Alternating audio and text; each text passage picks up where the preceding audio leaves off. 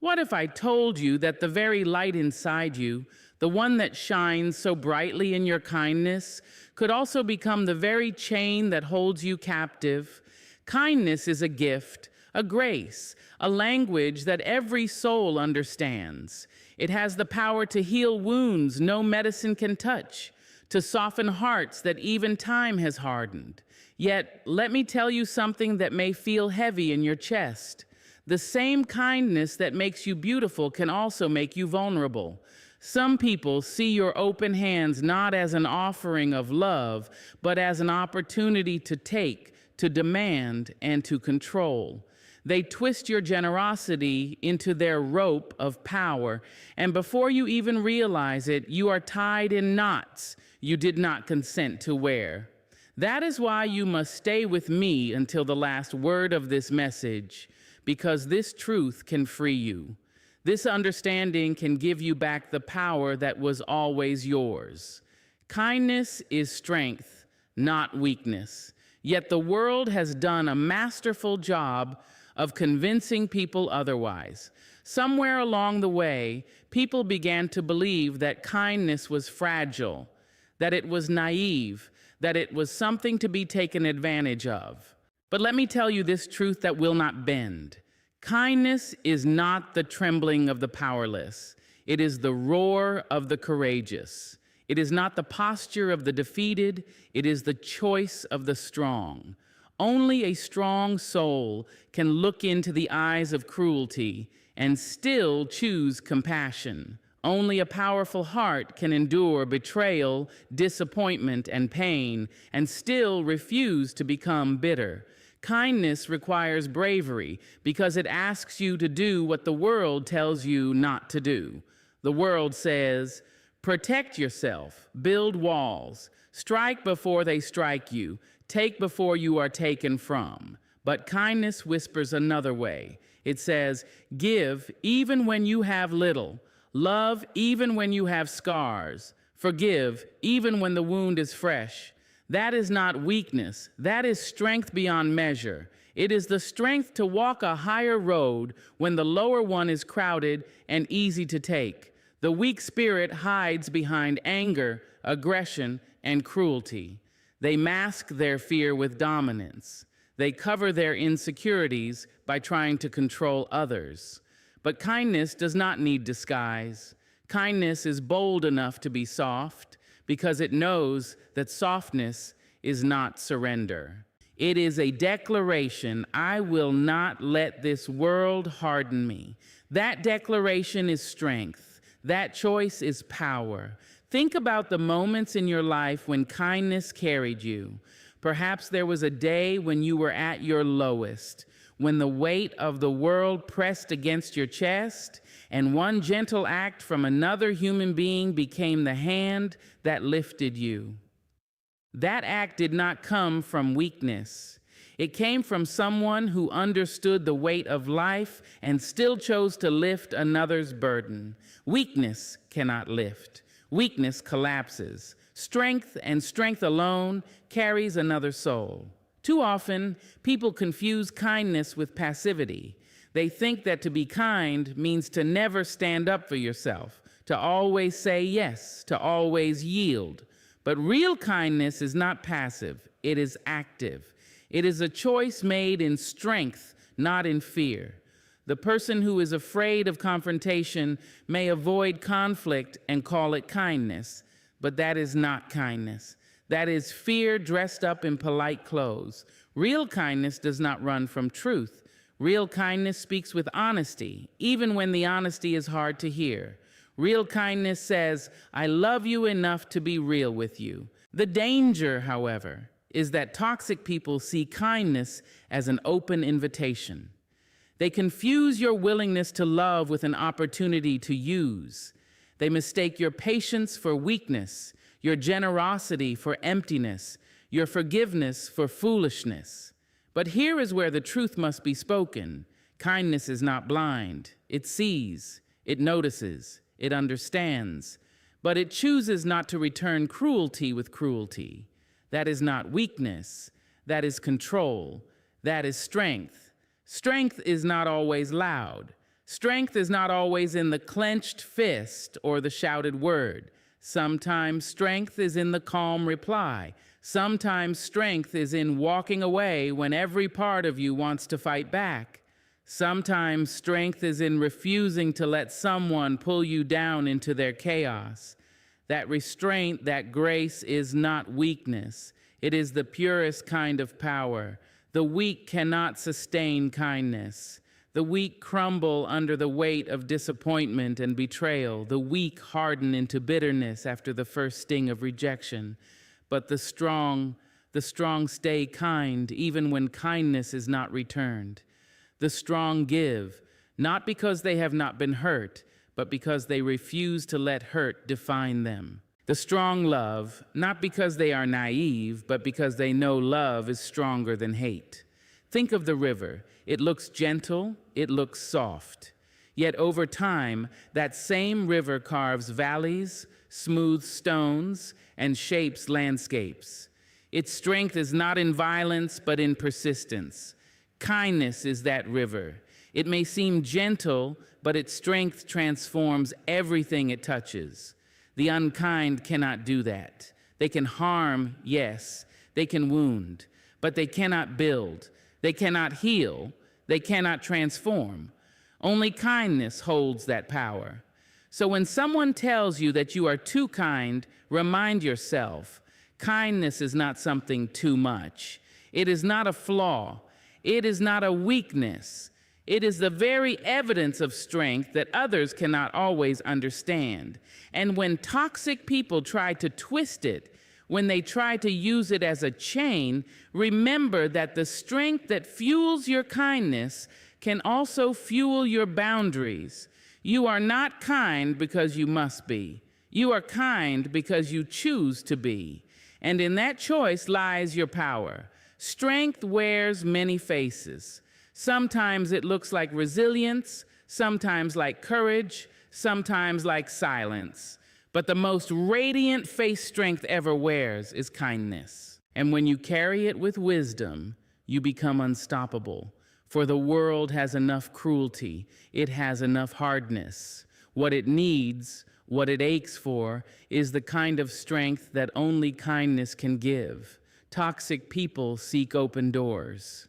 They do not always come crashing into your life with noise and chaos. No, they are far more subtle, far more strategic.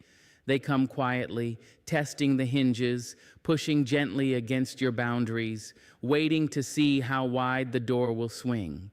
They do not want a door that resists. They want a door that opens easily. They want the house of your spirit to be unlocked so they can enter without asking. Rearrange the furniture of your peace and sit down as though they have always belonged there. And the truth is, they are skilled at recognizing which doors are open. They can see it in the way you apologize too quickly, even when you have done no wrong. They hear it in the way you soften your no until it almost sounds like a yes. They notice how you bend, how you yield, how you sacrifice. To them, this is not kindness to be respected, but opportunity to be exploited. They look for people whose hearts are wide, whose compassion is abundant, whose forgiveness is deep. They look for people who will give the benefit of the doubt again and again. They look for people who want peace so badly that they are willing to carry all the burden themselves just to keep the waters calm. Toxic people study you like a map, and they learn exactly where your open doors are. And once they find them, they enter. But here is what makes it dangerous. They rarely show up as villains. They do not announce themselves with cruelty at the beginning. They enter with charm, with need, with a story that stirs your empathy. They say, "No one has ever treated me the way you do." They say, "You're the only one I can count on." They flatter your goodness because they know goodness is your soft spot. And little by little, the open door of your kindness becomes their invitation to stay as long as they wish. They do not respect boundaries because to them, boundaries are inconveniences. If you try to close the door, they push harder. If you try to lock it, they find another way in. They may use guilt, reminding you of everything they've done for you or everything you owe them. They may use pity, painting themselves as helpless so that you feel cruel for turning them away. Or they may use anger, exploding with rage, so that you keep the peace by leaving the door open just a little longer. And every time you yield, every time you allow them back in, they learn. They learn how to control you. They learn how to predict your responses. They learn how much they can take before you push back. Toxic people are not just opportunists. They are observers. They watch you carefully, and when they see an open door, they do not hesitate. But it is not only toxic individuals, it can also be toxic patterns. Maybe you were raised to believe that being good meant never saying no. Maybe you were taught that love means sacrifice without limits. Maybe you were told that forgiveness means allowing people to hurt you again and again. These teachings leave doors wide open, and toxic people walk through them as if they were made just for them. You must understand, not every knock on the door of your life deserves an answer. Not every visitor deserves entry. Your compassion is sacred space. Your generosity is sacred ground. If you open the door to everyone who asks, you will soon find your house filled with people who take and take until you are empty. Toxic people do not come to fill you. They come to feed off you. And the hungrier they are, the more they will consume. They will not stop because you are tired. They will not stop because you are hurting. They will not stop because you are breaking. They will only stop when you learn to shut the door. And shutting the door is not unkind. It is necessary. It is the act of choosing yourself, of saying, my peace matters, my spirit matters, my kindness matters, and I will not waste it on those who abuse it. You are not closing your heart to the world. You are closing your heart to harm. There is a difference. When you begin to recognize the signs of a toxic presence, you will see the pattern more clearly. They do not ask for what they need once. They ask again and again, testing how far your patience stretches. They do not take responsibility for their mistakes. Instead, they twist the blame until it sits heavy on your shoulders. They do not respect when you are weary. They demand more as if your exhaustion is their right. These are the footprints they leave as they walk through the open doors of your life. And yet there is power in knowing this truth, because once you see the pattern, you can begin to change the locks. You can begin to fortify the doors of your soul. You can still be kind, but with discernment. You can still love, but with wisdom. You can still forgive, but with the understanding that forgiveness does not always mean reunion. The door can close, and you can still wish them well from the other side. Your kindness is not meant to be a wide open door for every toxic soul that wanders by. It is meant to be a sanctuary for those who will honor it, protect it, and reciprocate it. And when you begin to guard your door with wisdom, toxic people will realize they no longer have access. They may pound, they may plead, they may rage, but the power will no longer belong to them. It will belong to you. Manipulation hides in the language of need. Rarely does manipulation walk into your life wearing a mask of cruelty. It is cleverer than that. It does not come shouting or demanding at first. It comes whispering. It comes in the form of phrases that sound innocent, even flattering. It comes in tones that tug at your compassion, that awaken your desire to help. It cloaks itself in the language of vulnerability so that you do not recognize the chain being fastened around your spirit until it is already too tight to escape. Those who manipulate know this truth. People with kind hearts cannot turn away from need. They study you until they understand the shape of your compassion, until they know exactly what words will stir you into action. They say, I couldn't get through this without you. They say, you're the only one I can trust. They say, if you really cared, you would do this for me. The words seem soft, but beneath them lies steel. They are not asking, they are binding. They are not expressing need, they are exploiting it. Manipulation hides in stories of helplessness. It hides in exaggerated tales of pain that are repeated again and again until you feel guilty even imagining turning away.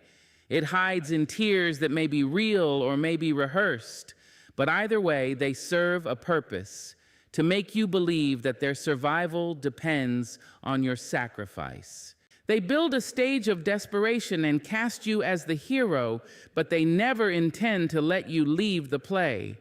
For as long as you keep responding, they will keep writing new scenes, and they are careful.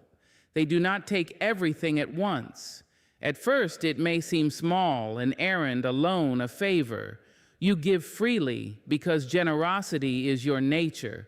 But then the favors grow larger. The expectations become heavier. And before long, the giving is no longer yours to choose. It has become obligation. It has become control. And you, who only wanted to help, are now bound by invisible chains. The manipulation deepens when they weave guilt into the language of need. They remind you of all you have done for them, not to thank you, but to make sure you know you cannot stop. They tell you how much it would hurt them if you said no, how lost they would be without you, how cruel you would appear if you chose yourself. And because your heart is tender, because you cannot stand to be seen as unkind, you give again. And every time you give against your will, their power grows stronger.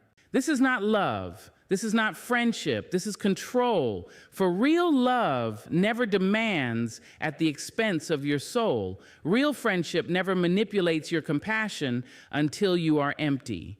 Real connection never disguises dependency as devotion. Manipulation is the opposite of love. It is the theft of freedom disguised as intimacy. And here is what makes it even more dangerous. Sometimes they do not even know they are manipulating. Some people have learned to survive by using others, and they have practiced it so long that it has become their nature. They are not always calculating villains in dark rooms. Sometimes they are broken people who never learned another way.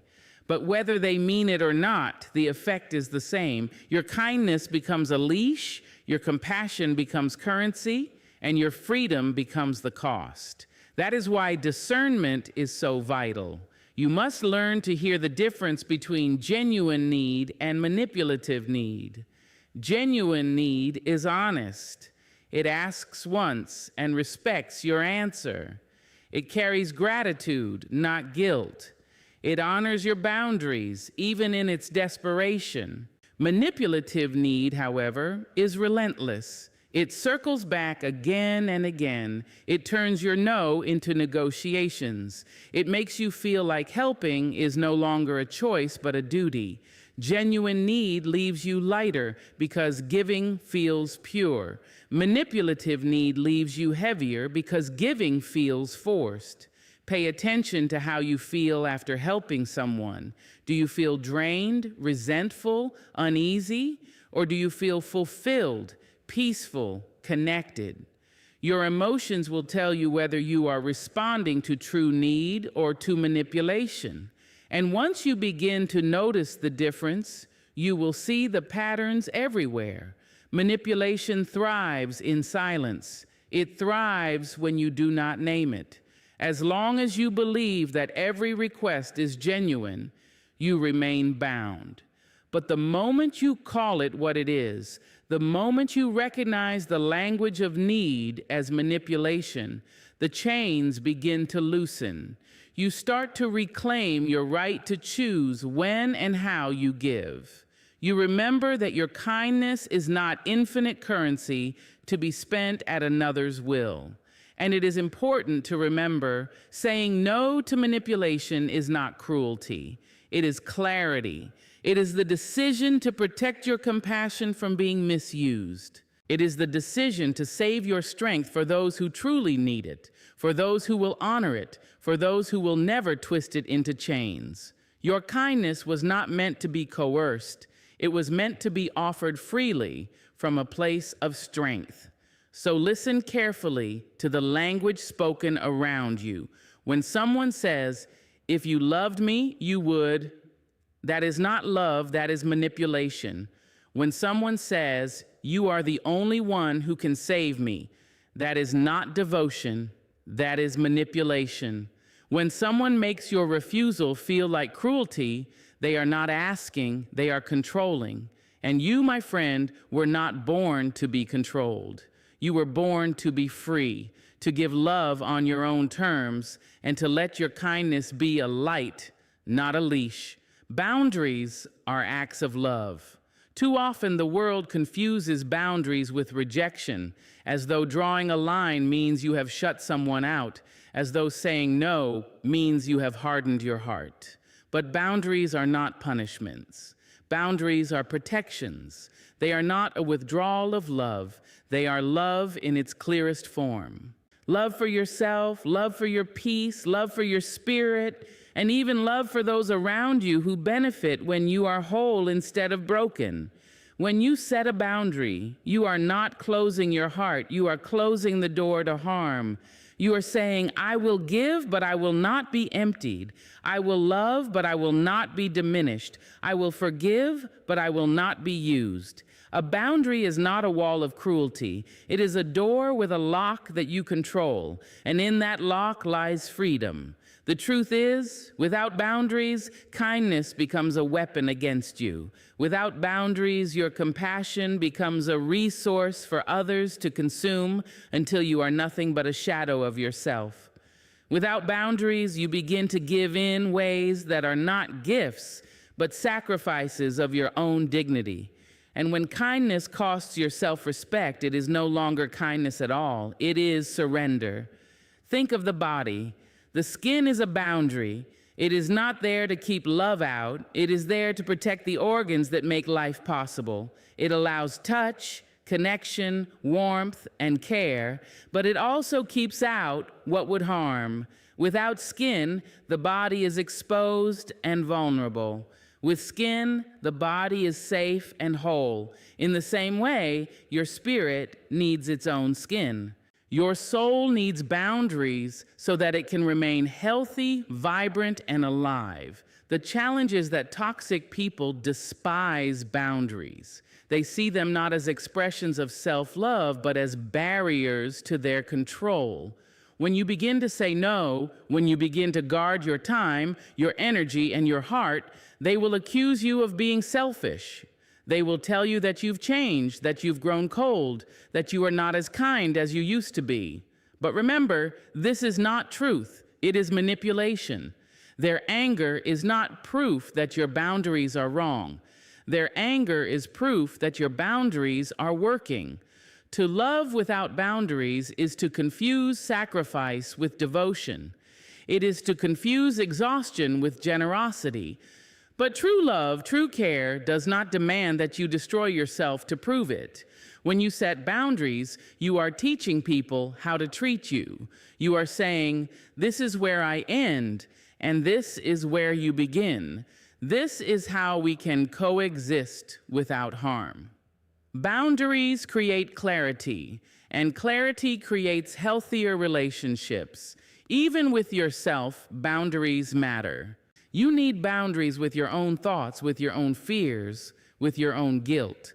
How many times have you let the voices of doubt talk you into giving more than you had? How many times have you let guilt convince you that saying yes was the only way to be good? Boundaries silence those voices. Boundaries remind you that you are allowed to rest. You are allowed to say no. You are allowed to honor your own needs without apology. And let us not mistake kindness for endless availability. Being available to everyone all the time is not noble. It is unsustainable. If you give to everyone else without boundary, eventually there will be nothing left of you to give. And then, When those who truly need your light come to you, you will have no light left to offer. Boundaries ensure that your light continues to burn, that your well continues to flow, that your love continues to be pure. It takes courage to set boundaries. It takes courage to disappoint others in order to remain true to yourself. It takes courage to let go of the approval that comes from being endlessly available. But that courage is the highest form of self-respect. It is the moment you decide that your peace is worth protecting even if others do not understand. Do not confuse boundaries with walls of bitterness. Bitterness says, I will never let anyone in again. Boundaries say, I will let love in, but I will not let harm pass. Bitterness is born of pain. Boundaries are born of wisdom. Bitterness isolates. Boundaries empower. And when you begin to live with healthy boundaries, you discover that your relationships shift. Some people will leave because they only stayed as long as they could use you, but others will stay because they value you for who you are, not just for what you give. Those are the ones who deserve the fullness of your love. Sometimes the greatest act of love is not saying yes, it is saying no. It is saying no to manipulation, no to disrespect, no to being drained. It is saying yes to your own spirit, yes to your own healing, yes to your own growth. And when you say yes to yourself, you create space for love that is real, love that is mutual, love that does not need to consume you in order to exist. Boundaries are not about keeping people out. They are about deciding who and what you allow in. They are about saying, I will not build a prison around my heart, but neither will I leave the doors wide open for destruction to walk through. Boundaries allow you to love with open hands, without fear that those hands will be shackled. They allow you to give freely without resentment, because what you give is your choice and not someone else's demand. So when you begin to draw the lines, do it without guilt. When you begin to close certain doors, do it without apology. Boundaries are not a betrayal of your kindness, they are the protection of it. They are not a rejection of others, they are an affirmation of yourself. And in affirming yourself, you make your love even more powerful because it flows from a place of strength instead of depletion. Your kindness is the mirror of your self-worth. Every act of love, every gesture of compassion, every ounce of patience you pour into the world reflects how you see yourself. If you believe you are unworthy, your kindness becomes something you give to earn acceptance, a bargain to prove that you deserve to be loved. But if you believe in your own worth, your kindness becomes an overflow, a gift that flows from a place of strength and abundance.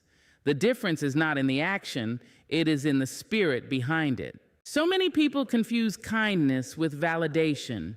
They say yes when their soul is begging them to say no. They forgive too quickly, not because their heart is ready, but because they fear losing someone if they don't. They give until they are empty, not because they want to, but because they believe emptiness is the price of being loved. This is not kindness. It is self-abandonment dressed in gentle clothes. And self-abandonment is always rooted in a wound of worth. Toxic people know this. They see the cracks in the mirror of your self-worth and they exploit them. They recognize when your kindness is fueled not by strength, but by fear. They recognize when you say yes, not out of joy, but out of dread that no will push others away. They recognize when your giving is not freedom, but desperation. And once they see it, they use it. They know that the weaker your reflection of self-worth, the more they can control you. But here is the truth. Real kindness is never a performance. Real kindness is not currency to buy love, not a ticket to belonging. Real kindness is the natural expression of someone who already knows their value. It is not about earning love, it is about sharing love. It is not about seeking approval, it is about living in abundance. When you know your worth, you stop giving to be seen, and you start giving because you already see yourself clearly. Look into your own life. How many times have you given your energy to someone who did not respect it? How many times have you poured out love to someone who treated it as though it were nothing? And why did you stay? Why did you keep giving? Often, it is because somewhere deep down, you thought this was the best you could get. Somewhere deep down, you believed that love was conditional, that to keep it, you had to sacrifice yourself. That belief is not truth. It is a distortion in the mirror of your self-worth. Imagine standing in front of a cracked mirror. No matter how beautiful you are, the cracks distort your reflection. They make you doubt what is real.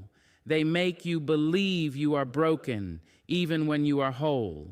In the same way, when the mirror of your self-worth is cracked, you cannot see the truth of your own value. And if you cannot see it, you begin to rely on others to tell you who you are. That is when toxic people gain power. They speak into the cracks, and you believe them. But the miracle is this: mirrors can be repaired. Self-worth can be restored. It begins the moment you decide that your kindness is not proof of your value, but an expression of it. You are valuable whether or not anyone notices your giving. You are worthy whether or not anyone thanks you. You are enough even when you do not pour yourself out for others. When you believe this, your kindness shifts. It no longer chains you, it frees you. When you give from a place of low self-worth, your kindness feels heavy. It feels like obligation, like duty, like a desperate attempt to keep love from slipping away. You say yes, but the yes tastes bitter. You forgive, but the forgiveness feels hollow. You help, but the helping drains you. That is not kindness, it is survival. But when you give from a place of strong self-worth, kindness feels light. It feels joyful, natural, effortless. You say yes, and the yes comes from freedom. You forgive, and the forgiveness heals both you and the other. You help, and the helping leaves you richer, not poorer. This is why strengthening your self-worth is not selfish. It is sacred. It transforms the way you give. It protects you from those who would misuse your compassion. It turns your kindness from a chain into a crown. Toxic people cannot manipulate someone who knows their value because their worth is not up for negotiation. Their yes means yes, and their no means no, and neither is swayed by fear of abandonment. And here is something else. The mirror of self-worth does not just affect how you give. It affects how you receive. If you see yourself as unworthy, you will struggle to accept love. You will deflect compliments, reject help, and downplay your needs. But if you see yourself as worthy, you allow yourself to receive as openly as you give. You understand that love is not a transaction. It is a flow. You give and you receive. You pour out and you are filled again. That balance is what keeps kindness alive and sustainable. So stand before the mirror of your own soul and ask, what do I see? Do I see someone who must earn love by bending and breaking? Or do I see someone who already carries love within them, someone who is worthy without condition? The answer to that question will determine how your kindness lives in this world. Because kindness is not weakness and it is not proof. It is a reflection. It mirrors what you believe about yourself. And the clearer your self-worth, the purer your kindness will shine. Recognizing the pattern is freedom. Freedom does not arrive all at once with trumpets and banners. It arrives quietly, in the stillness of awareness, in the moment when your eyes open to see what was hidden all along. The chains around your spirit do not fall because they are cut. They fall because you finally see them for what they are. Recognition is the first step, and without it, you remain bound. Toxic people thrive in blindness. They rely on repetition, on routines of control that weave themselves into the fabric of your daily life until you no longer notice them. They call and you answer. They demand and you give. They wound and you forgive before the scar has even formed. It becomes a cycle so familiar that it feels normal, almost natural. But what is familiar is not always what is right, and until you recognize the pattern, you cannot step outside it. Recognition is the light that reveals the truth. It shows you how their words, which once felt tender, are threaded with guilt.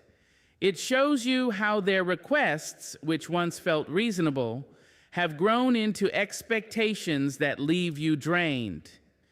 It shows you how your kindness has been twisted into a leash, pulled tight whenever you try to move freely. Recognition whispers, this is not love, this is not care, this is not respect. And when you hear that whisper, you cannot unhear it. Think of the moment a bird realizes the cage door is not locked.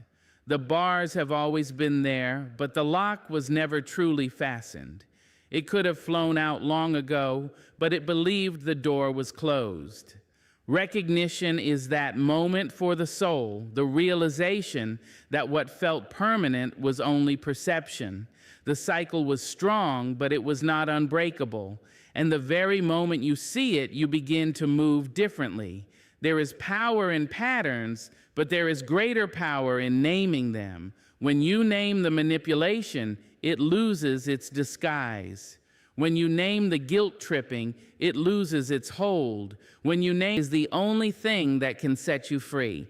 Toxic people fear recognition because once you see, you cannot unsee. Once you notice the pattern, you cannot be lulled back into blindness.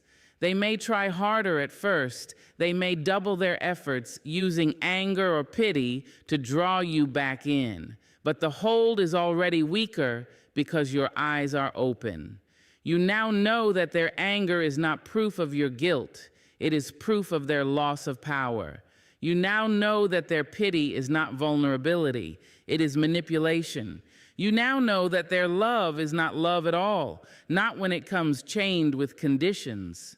Freedom is not found in fighting them. Freedom is found in understanding them. Because when you understand, you stop taking their actions personally. You stop believing their lies about your worth. You stop feeling guilty for protecting yourself. You begin to realize that their behavior is a reflection of them, not of you. Recognition pulls back the veil, and you see the truth. You were never weak. You were simply unaware. And awareness changes everything. Suddenly, you see the little moments you once ignored, the way they twist your words, the way they dismiss your feelings, the way they make everything about themselves. You see how every cycle begins, how every trap is laid, how every thread of manipulation is woven. And with that sight, you can choose differently. You can step aside instead of stepping in. You can walk away instead of walking back. Do not underestimate the power of seeing. Many people believe freedom is about fighting harder, about pushing back with equal force. But true freedom comes not from fighting in the dark, but from turning on the light. When the light comes on, the shadows lose their power. When the light comes on, you no longer stumble into the same traps. When the light comes on, you see the path that leads you out. Recognition is not always easy. Sometimes it breaks your heart. Sometimes it means admitting that someone you trusted has been using you. Sometimes it means acknowledging that what you called love was never love at all. But even in heartbreak, recognition is a gift because it prevents further harm. Pain that opens your eyes is pain that saves your life. And once you see the pattern, you begin to see yourself differently too. You see that your kindness was never the problem. You see that your compassion was not weakness. It was strength misused by someone else. You see that your forgiveness was not foolishness. It was hope misplaced. And in seeing yourself clearly, you reclaim what was always yours, your dignity, your worth, your freedom. There is no manipulation strong enough to bind a person who has recognized the pattern. There is no control that can hold a spirit whose eyes are open. The very act of seeing gives you choices you never had before. And in those choices lies freedom. Kindness with wisdom transforms everything. Kindness alone is beautiful, but kindness without wisdom can be dangerous, leaving you open to those who twist it, drain it, and exploit it. Wisdom does not erase kindness. It sharpens it, gives it form, teaches it when to bend and when to stand tall. It is the balance between an open heart and a discerning mind. And when the two walk together, no one can use your love against you. Kindness without wisdom is like rain falling on barren ground. It pours out generously, endlessly, but nothing grows. Kindness with wisdom is rain falling where seeds are planted, where it nourishes, where it creates life. To give without thought is not always love. Sometimes it is surrender. To love with wisdom is to give in ways that heal, not harm. It is to recognize the difference between lifting someone and carrying them on your back until you collapse. Wisdom teaches you that you are not required to rescue everyone. It teaches you that saying yes to every request is not generosity, it is self-betrayal. Kindness with wisdom understands that your energy is sacred, your time is valuable, your love is holy. It refuses to let anyone reduce those gifts into tools of control. It knows that love must never cost you your peace, and compassion must never demand the death of your spirit. Too often, people are taught that kindness means never refusing, never setting limits, never turning someone away. But wisdom whispers that true kindness has boundaries. Wisdom says, I can love you and still say no. Wisdom says, I can help you, but I will not harm myself in the process. Wisdom says, my soul is not your possession, and my kindness is not your leash. This is not cruelty. This is clarity. Think of a river. A river is generous. It flows, it nourishes, it sustains. But a river without banks is a flood. It drowns, it destroys, it overwhelms everything in its path. Kindness without wisdom is like that flood. It spreads everywhere, uncontrolled, leaving chaos behind. But kindness with wisdom is like the river guided by its banks. It flows with strength and direction. It gives life without losing itself. Wisdom transforms your kindness because it teaches you to discern motives. Not